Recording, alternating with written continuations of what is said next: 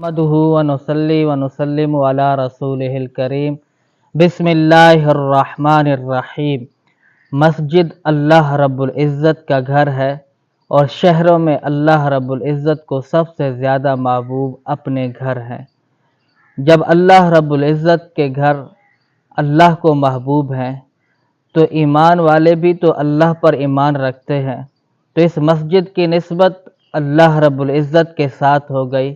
تو ایمان والوں کو بھی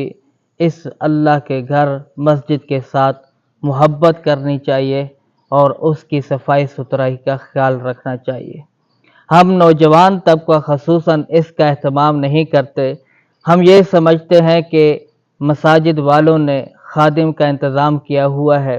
وہ اس کی صفائی کر دیتا ہے، تو یہ تو چلو اس کا انتظام ہو گیا، کیا ہم یہ اعزاز حاصل نہیں کرنا چاہتے؟ کیا ہمارے اندر یہ شوق اور جذبہ نہیں ہے کہ ہم بھی مسجد کی صفائی حاصل کر کے فضیلت کو حاصل کر لیں، بہت بڑے اجر و ثواب کو حاصل کر لیں؟ اور مسجد کی صفائی کرنا یہ انبیاء کرام علیہم السلام کی سنت ہے۔ آپ علیہ السلام ایک دن مسجد نبوی کے اندر تشریف لائے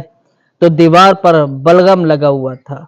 تو آپ علیہ السلام نے اسی بلغم کو کھرچا اور صاف کر دیا۔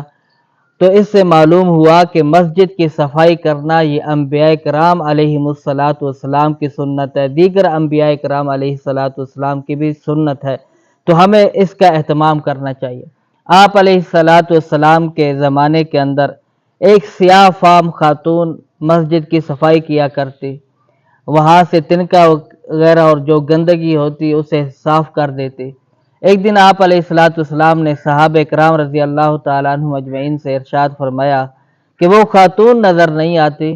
تو آپ علیہ السلام کو صحابہ کرام نے عرض کیا، یا رسول اللہ، اس خاتون کا انتقال ہو گیا تھا اور ہم نے آپ کے آرام کے اندر خلل ڈالنے کے بجائے ہم نے رات کے وقت ان کا جنازہ پڑھ دیا اور ان کی تدفین ہو گئی۔ تو باقاعدہ آپ علیہ السلام اس خاتون کی قبر پر گئے اور وہاں پر آپ علیہ السلام نے ان کا جنازہ بھی ادا فرمایا۔ تو آپ اس سے اندازہ لگائیں کہ کتنی بڑی فضیلت ہے مسجد کی صفائی بھی۔ میں نے بہت ساری جگہوں پر ایسے لوگ بھی دیکھے ہیں کہ جو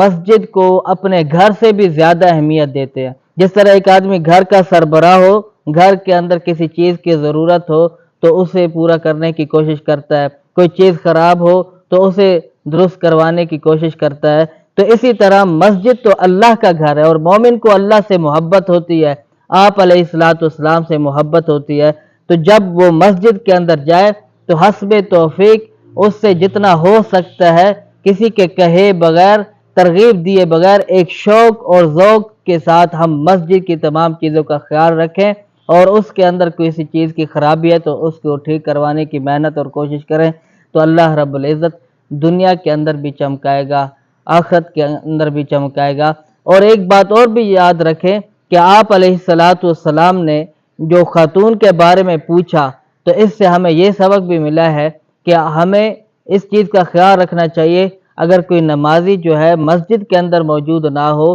ایک دو نماز کے اندر غیر حاضر ہو، تو اس کی خبر گیری رکھنی چاہیے تاکہ مسجد کی آبادی کا جو کام ہے وہ جاری رہے۔ ایسا نہ ہو کہ نمازی اگر نہیں آتا تو ہم اس کی پرواہ بھی نہ کریں، ہر شخص قیمتی ہے، ہر شخص کی فکر ہو۔ اللہ رب العزت ہم سب کو عمل کی توفیق عطا فرمائے۔